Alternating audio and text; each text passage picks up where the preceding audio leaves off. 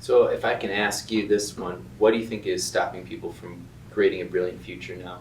What are some things that are stopping people from People are thinking too much. thinking too much? Okay. They are thinking too much of what they need to do instead of doing it. Mm-hmm. They're waiting for a voice from above, or the approval of the wife, or the approval of the husband, or they are wanting for a soulmate. They're wanting something external to tell them now is the time. They're wanting to have the money in the bank so they can start serving or creating a difference. We don't need that. We have examples in our history of our ancestors of people that have made massive, brilliant changes. So 4 things I'm seeing people being stopped from creating a brilliant future. 1, ignorance. Ignorance is more expensive than education. The lack of education of people being able to know that they can create a future is stopping them from knowing they can create such. So that's one of the greatest gifts of this documentary that it gives. It gives the possibility and an invitation of people to create a future.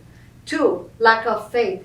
Of faith not on the outside, not in a permission that we're going to get outside of ourselves, but faith in ourselves, in our human spirit, and in the human spirit of the collective of the human family.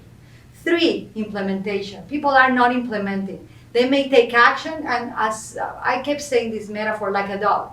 The dog takes action chasing its tail all around, and most of humanity are like that. And you keep sharing, in all the documentary I heard you say, people keep wandering around instead of bringing wonder. So the wandering doesn't bring the wonder, so they wander instead of wonder.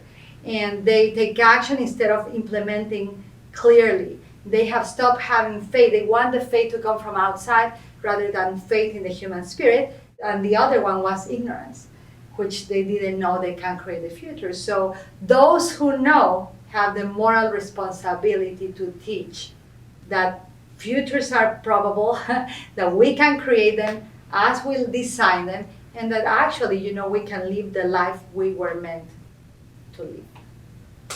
I think it's interesting you talk about probable futures. If you don't know where you're going, you don't know what you want, it's not even probable. It's, what do you say? It's like impossibility. It's an impossibility because it hasn't even been thought of.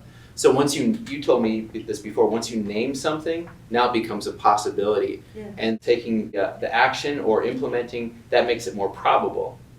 And so right now, you're living other people's futures. Somebody else has created the plans for the house you live in, the car you drive, the iPad and everything. Those are all other people's futures they've created.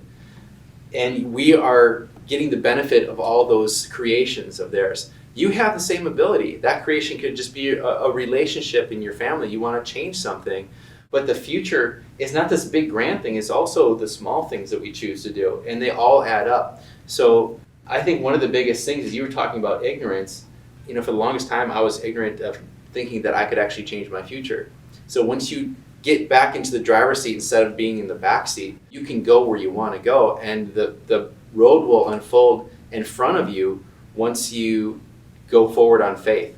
And like Ivonne said, is going forward on faith. It's not a faith in an outside thing. It's faith that you can do it, that you have everything already within you. What I learned is to say yes. And so in saying yes, that is a consistent unfoldment. And it's just like if you're driving across the country through the night with the headlights on, you can see maybe 100 feet in front of you. You can't see all the way there. And you just keep driving knowing you can see 100 feet in front of you.